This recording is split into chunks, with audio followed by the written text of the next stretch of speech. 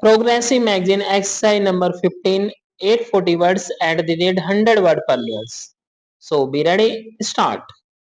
Sir, the problems of the company audit, the difficulties experienced by the junior auditors and the complaints of the audit profession in relation to these companies are before the government, and a comprehensive amending bill was introduced in this house in 1992, which was referred to the select committee of both houses of parliament, in which I happened to be a member, where elaborate evidence was recorded not only from the chambers of commerce and industry but also from the chartered accountants and also others who had a special knowledge of the working of the companies. All these aspects were considered, and the committee came to the conclusion of fixing the number of companies an auditor personally or a firm of auditors could audit be at 20. Therefore, the mover could have withdrawn this bill and introduced another after the amendments to the company law came into force. One of the reasons advanced by the mover is that the social concept should be introduced into auditing, by which perhaps he means that there should be dispersal of audit work among the thousands of members of the audit profession. I respectfully submit that this is not possible.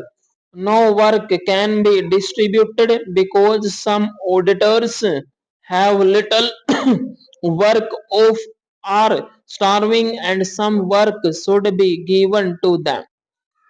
This is not possible. An auditor, like a lawyer or a doctor, should have a reputation which would enable him to get the work of audit of a company.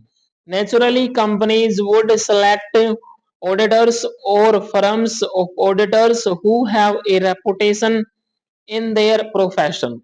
Therefore, it is not possible to introduce the social concept in auditing in fixing the number of companies a firm of auditors should be allowed to audit under the Act. His second point is that monopoly should be broken. The cry against monopoly is common nowadays, that there should be no monopoly houses, there should be no monopoly, and all that. If an auditor has attracted the audit work of a number of companies to himself, how can you say it is a monopoly? When an auditor has no work because he has not earned a reputation in the field, how can there be a complaint that he is not occupied? This happens in every profession. Only a few lawyers get the work. Work is concentrated among a few doctors. How can the others in the profession complain? Stop. Then there is the cry for nationalization of audit. The mover mentioned it while moving the bill. How can there be nationalization of a profession? Question mark. Have we thought of nationalization of the legal profession or the medical profession? It is not possible. Can the state maintain a panel of lawyers?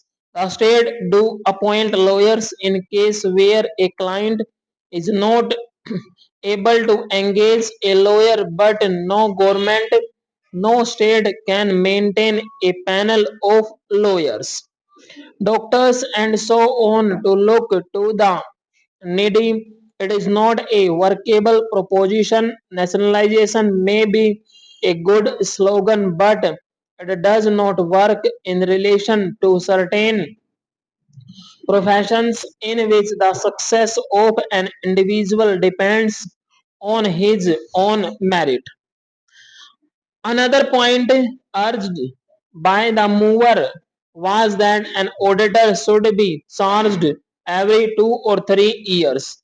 His main complaint is that an auditor or firm of auditors auditing the accounts of a particular company for a number of years may act in collusion with the firm and may not do the auditing faithfully or correctly, that he may be hand in glove with the company and its directors.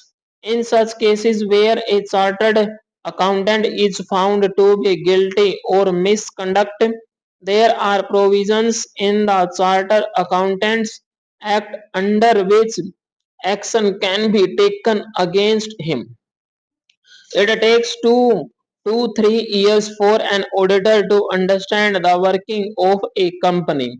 All these questions were gone into the joint committee in great detail, and then it was found that no limit could be put.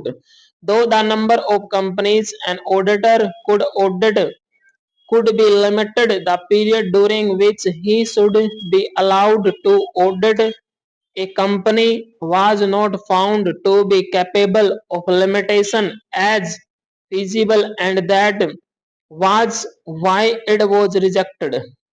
Another objection taken by the mover was that all the auditors are in the metropolitan area.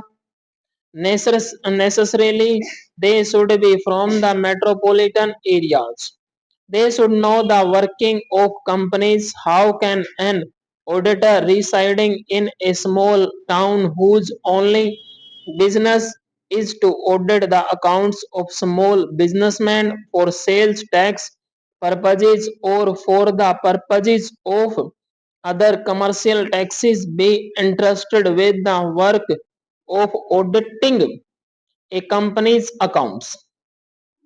It is a complicated affair. It is not possible. It is only in metropolitan cities that the auditor could carry on their profession. They get the whole time experience of accounts of the companies. About costing also, I think the company law board can order an inquiry into the cost of production in a company. I think all those provisions have been made after elaborate discussion. Stop.